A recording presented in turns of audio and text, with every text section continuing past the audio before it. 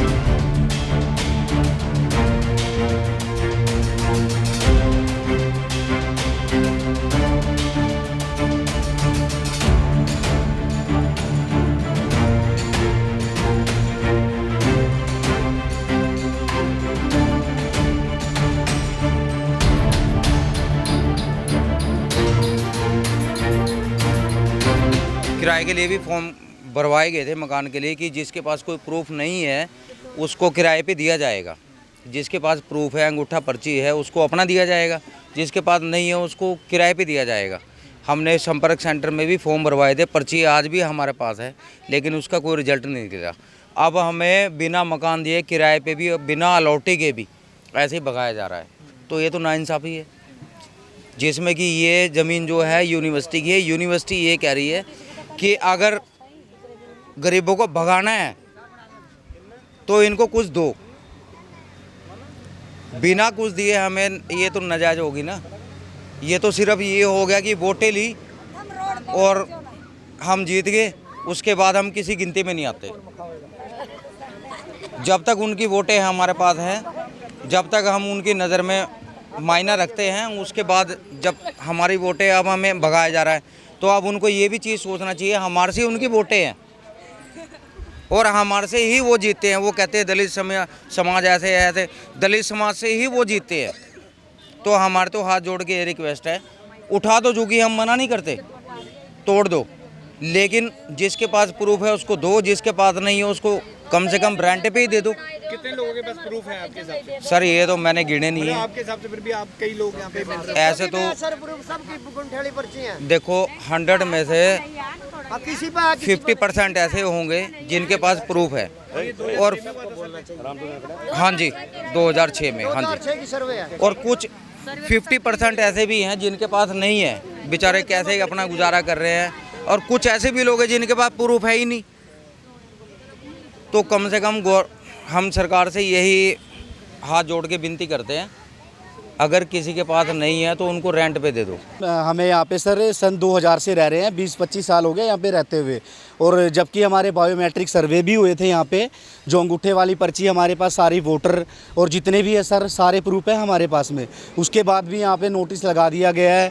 और इतने बेरोजगार जो यहाँ पे किसी के पास काम भी नहीं है, कोई अपने बच्चों का गुजारा कैसे कर रहा है, इतनी मुश्किल से कैसे किराया भरेगा। 25 के बंदों को कोई मकान भी नहीं दे रहा है, कोई जल्दी से यहाँ पे मकान भी नहीं दे रहा है, कोई बाहर पे किसी का गुजारा चलता है, किसी का नहीं चलता है, वो कैसे अपने बच्चों का पालन पोषण करेगा।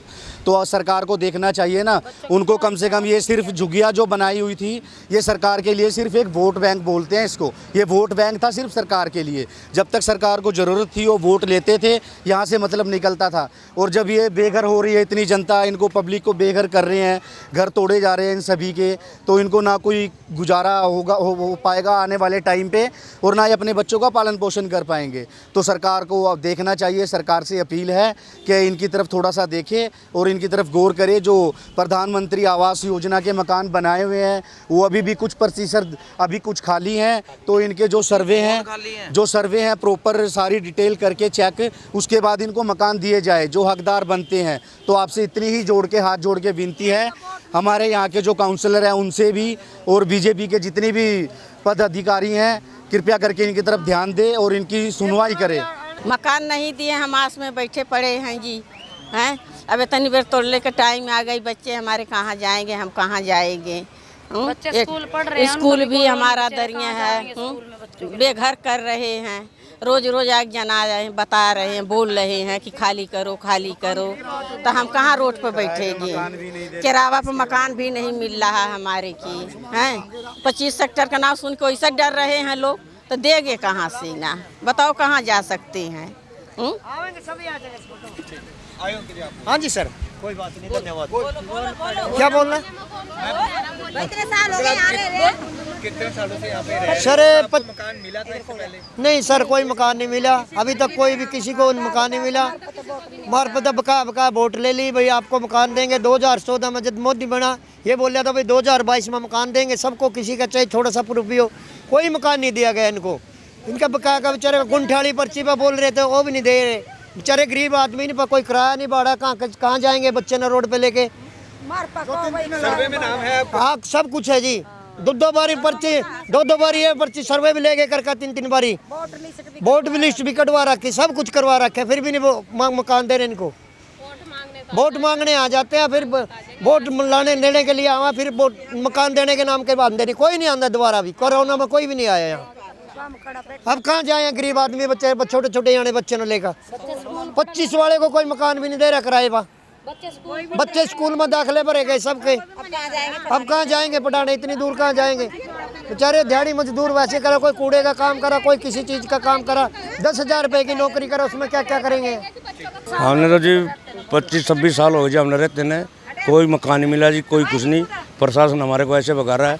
हम प्रशासन से कहते हैं जी हमारे को अगर बना के भी नहीं देते, हमारे को कहीं खाली जगह दे दो, हम अपने बना कर रहेंगे। हमारे छोटे छोटे बच्चे जी देखो कहाँ जाएंगे, बच्चे पढ़ रहे हैं, अब वो कहाँ जाएंगे, कहाँ पढ़ेंगे जाके जी, गरीब आदमी क्या करेंगे। अच्छा, आपका सारे कागजात थे सर्वे? पूरे जी सर्वे में नाम है, बिल्कुल अंगूठा पर्ची है, सारे वो है जी हमारे पास प्रूफ। फिर भी आपको मकान क्यों नहीं मिला? कुछ नहीं मिला जी, उस प्रशासन की हो जी, तो प्रशासन करेगी जो करेगा जी। नहीं, प्रशासन का क्या कहना था कि आपके पास कौन सा प्रशासन ने ये कहा था जी कि 2022 में आपको मकान देंगे, हम अभी तक कोई मकान नहीं मिला। प्रशासन ने ये भी कहा था हम उससे पहले भी दे सकते हैं, वो भी नहीं हमारे को आज तक कुछ किया जी।